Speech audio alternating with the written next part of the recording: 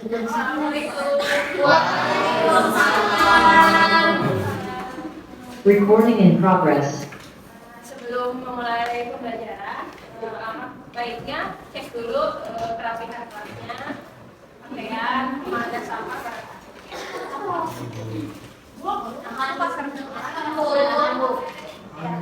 boleh kita berdoa dulu, siapa KM-nya? Baik, sebelum memulai pembelajaran, alangkah baiknya kita berdoa terlebih dahulu. Berdoa menurut kepercayaannya masing-masing dimulai. Berdoa selesai. Nah, sebelum melanjutkan ke pematerian, kita menyanyikan lagu nasional terlebih dahulu ya. Boleh, siapa yang giliran jadi diri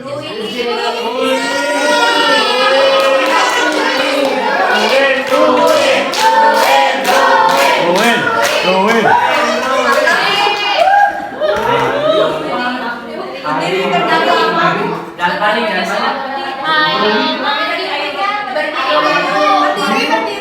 Berdiri boleh.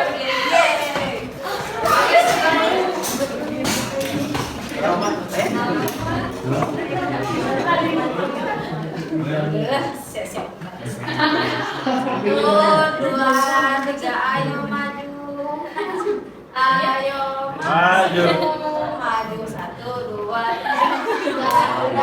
Pancasila, akulah pendukungmu. Garuda Pancasila, akulah pendukungmu.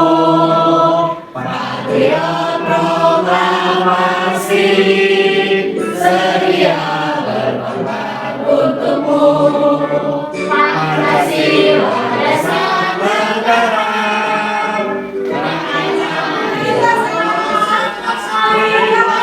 kita satu. Ayo maju, ayo maju, ayo maju.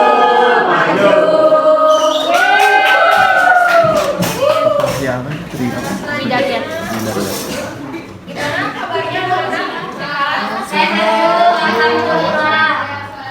Ya, siapa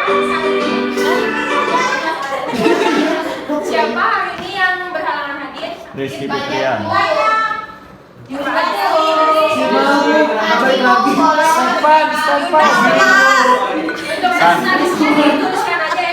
Tadi Aul ke kantin, Bu. Masih ingat nggak materi yang sebelumnya membahas apa? Demokrasi.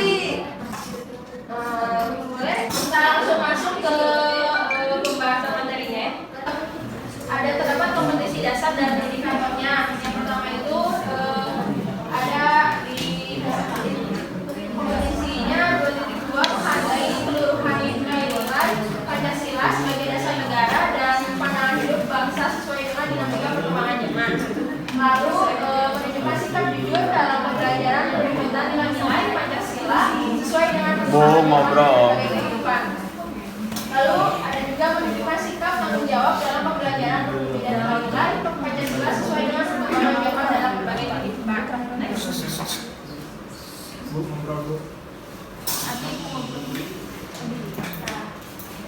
Lalu ada juga tujuan pembelajarannya, bisa kalian lihat itu. Yang pertama juga ada peserta didik dapat mengkaji pengaplikasian nilai-nilai Pancasila dalam kehidupan sehari-hari. Lalu yang kedua juga mengkaji nilai-nilai Pancasila sebagai dasar negara dan pandangan hidup.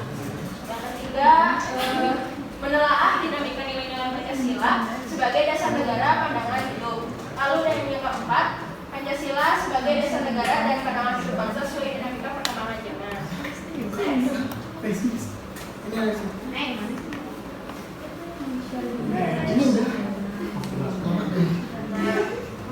sini nanti bentuk penilaian pembelajaran lanjutannya itu ada penilaian sikap yang meliputi observasi atau pengamatan, lalu ada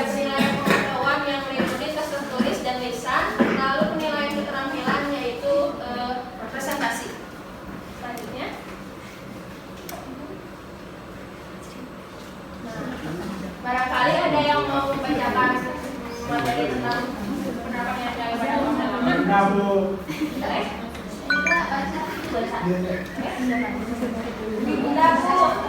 Penerapan nilai-nilai Pancasila pada masa lama periode 1955 sampai 1965. Penerapan Pancasila pada masa Orde Lama yang ketiga yaitu demokrasi terpimpin pada 1956 hingga 1965. Hal itu demokrasi tak berada pada kekuasaan rakyat seperti nilai Pancasila yang diterapkan pimpinan dipegang penuh oleh Presiden Soekarno melalui Dekret Presiden 1959.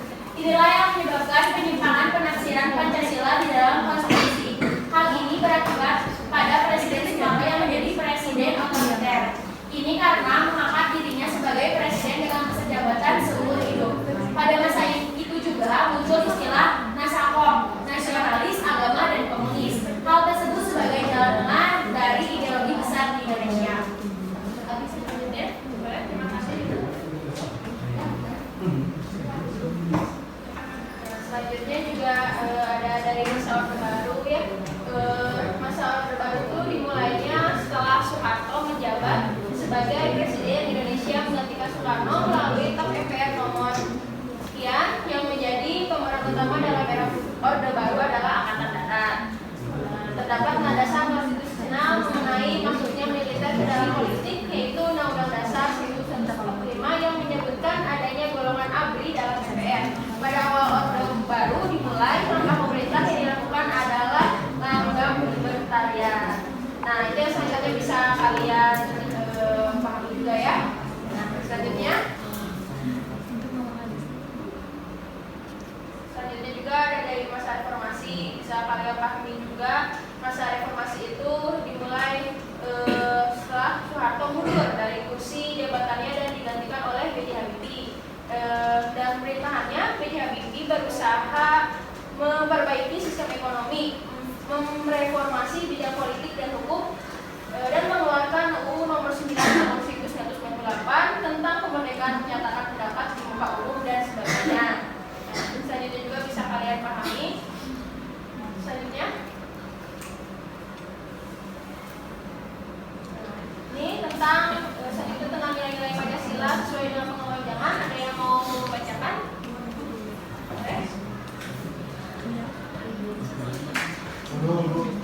Saya Bu. Oh ya. Yang pertama tuh ada hakikat ideologi terbuka.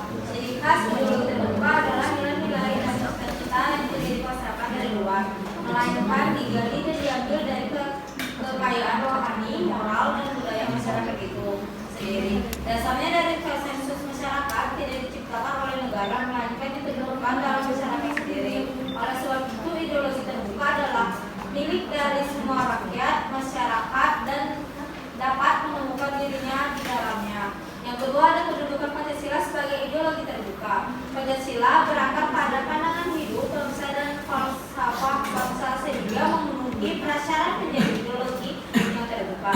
Keterbukaan Pancasila mengandung pengertian bahwa Pancasila senantiasa mampu berinteraksi secara dinamis. Nilai-nilai Pancasila tidak berubah, namun pelaksanaan disesuaikan dengan kebutuhan dan tantangan nyata yang kita hadapi dalam setiap waktu. Hal ini dimaksud untuk menegaskan bahwa ideologi Pancasila bersifat aktual, dinamis, antisipasi, serta senantiasa mampu menyesuaikan diri dengan perkembangan zaman, ilmu pengetahuan, teknologi, serta dinamika perkembangan aspirasi masyarakat.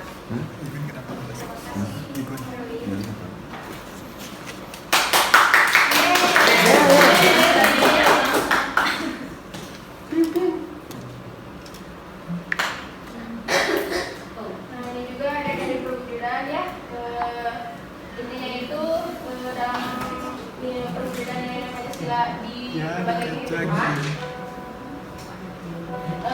Dalam hal ini banyak yang bisa dilakukan oleh masyarakat untuk mengamalkan sila ini. Misalnya mengadakan pendampingan korupsi udara agar udara yang hidup bisa tetap nyaman, menjaga pelestarian tumbuh-tumbuhan yang ada di lingkungan sekitar, mengadakan gerakan penghijauan dan sebagainya.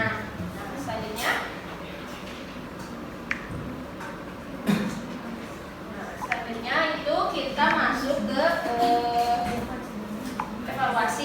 Tapi sebelum evaluasi kita coba pemanasan dulu biar lebih semangat lagi ya.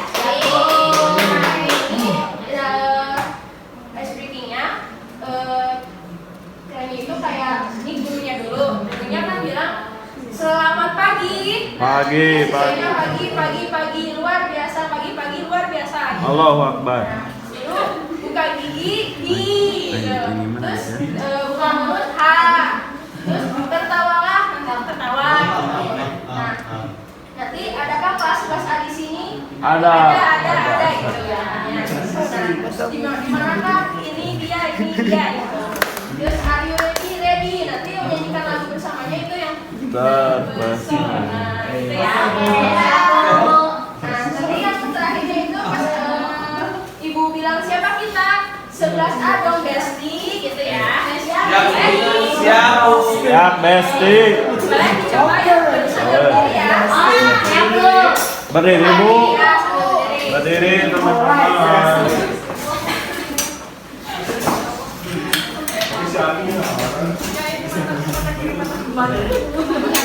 Mulai ya.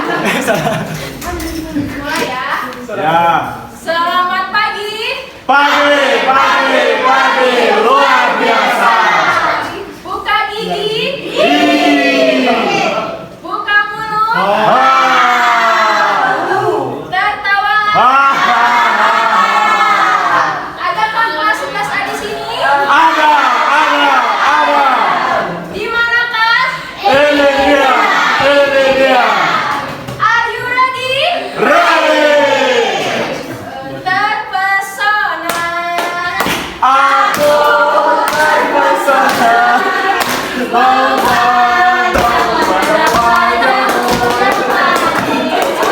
Siapa kita?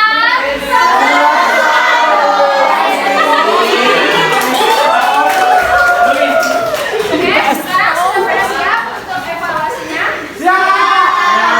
Di sini evaluasinya ibu minta perwakilan 3 kelompok yang mengutamakan Abi.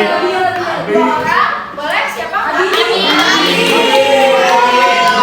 Abi sama Tipang, Bu.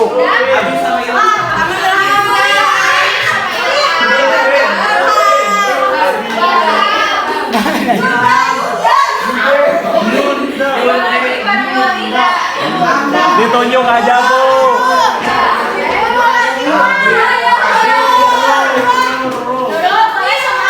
Pangeran. Berkelompok, kelompoknya perwakilan aja 3. 2 orang. Sama Pangeran. Ini dulu.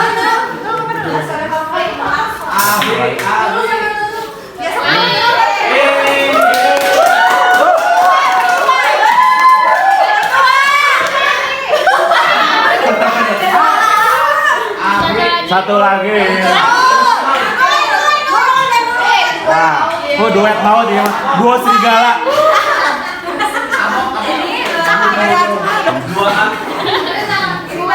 Gue yang dribble.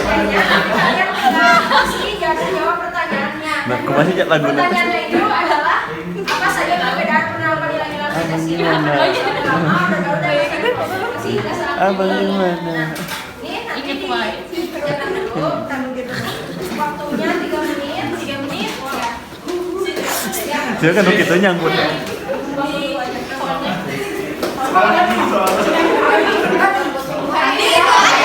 Itu kelompoknya sama.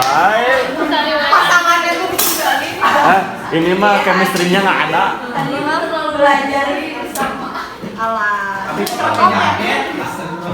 Bu, tapi pakai jaket. Boleh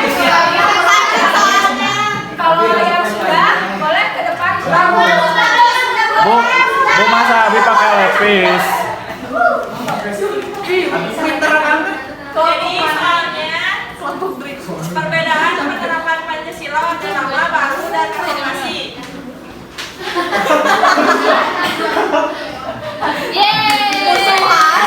Jawabannya pada orde lama. Kenapa sistem demokrasi irregular? Sehingga iya kecepet pancet. Demokrasi irregular kepada pemerintahan dipimpin oleh seorang perdana menteri. Kalau kalian silahkan pada sistem multipartai sehingga saat itu muncul beragam partai. Sudah Bu? Boleh di samping dulu. Aku boleh kasih tadi ya. Ini Bu, aku dulu ya. Biar Bu izin. Yuna mau kemana di Spain? Mau pulang? Ya, jadi pertanyaannya apa saja perbedaan penerapan nilai-nilai Pancasila pada masa Orde Baru, Orde Lama, dan Reformasi hingga saat ini? Jadi perbedaannya yaitu penerapan Pancasila pada masa Orde Lama, Orde Baru, dan Reformasi adalah usaha dalam pelaksanaannya, Ibu. Ya, terima kasih. Boleh selanjutnya kelompok saya. Duet mau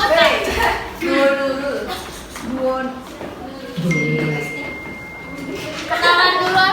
Ya, kita perkenalan dulu ya. Perkenalkan, nama aku Nurul Hanifah. Perkenalkan, nama saya Nurul Latifah. Ya, kita dari kelompok Duet Cahaya. Bukan dua serigala. Ya, jadi ada soal tentang apa saja sih perbedaan penerapan nilai-nilai Pancasila pada masa Orde Lama, Orde Baru, dan masa Reformasi. Nah, ada beberapa perbedaan dan persamaan dalam bidang ekonomi. Persamaannya itu masih terdapat ketimpangan ekonomi, kemiskinan, dan ketidakadilan. Nah, ada perbedaannya. Perbedaan dalam Orde Baru, ekonomi Indonesia berkembang pesat, sedangkan era reformasi belum melakukan manuver yang cukup. Lalu dalam Orde Baru juga ditetapkan pertumbuhan ekonomi sebagai pokok tugas dan tujuan pemerintah seperti itu. Jadi, yang sudah mengungkapkan pendapatnya. Nah, karena sudah berani gitu untuk ke depan, ada sedikit reward dari